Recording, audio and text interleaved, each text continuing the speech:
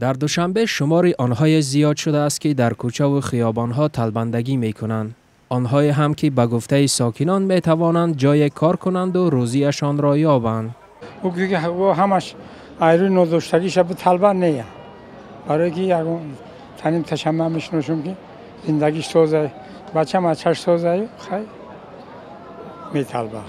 دیگه همراه اصان یفتگی همراه میرن دیگه. عادت شدگی مردم ده. اما تلبندا ده عادت شدگی. اما من کار یک بار سر کردی دیگه عادت شده میمونه. در این میان آنهای هم هستند که میگویند مردم از ناچاری و مجبوری به کوچه برآمده گدایی میکنند. زورش اومده که میروی میتلبه چی؟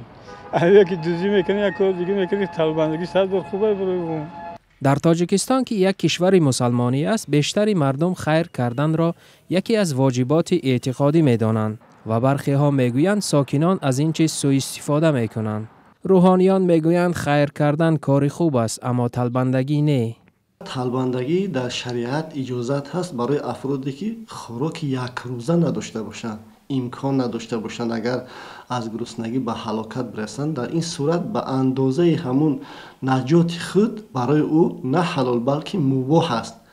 جامعه شناسان روی آوردن ساکنان به تلبندگی را نشان دهنده پست شدن وضع اقتصادی گروه از جامعه و بیکاری می‌دانند.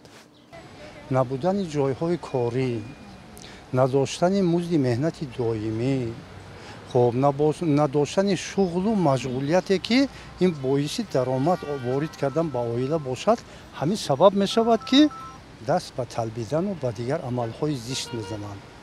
یکی از راه‌های از بین بردن گدایی به گفته مصاحبان ما تشکیل جایهای کاری در کشور است. اگر موافق من برنامه دولتی تا سال 2026 جریان صنعتی کنی تاجیکستان اگر با موج دوام کند، همه صاحب کار، همه جای زندگی و از همین دایره مملکت خودمون بیرون نمی روند. تلبیدن هم از بین می رود و سطح زندگی پستند. برابر شکایت ها از افزایش تلبنده ها خبر بازداشت آنهای هم زیاد رسانه‌ای می شود که خود را نیازمند یا معیوب وانمود کرده گدایی می کنند. ریاست کارهای داخلی ولایت سوخت اخیراً از بازداشت خانواده دارای در ناحیه باباجان غفورов خبر داد که از راه تلبندگی ثروت جمع می آورده اند.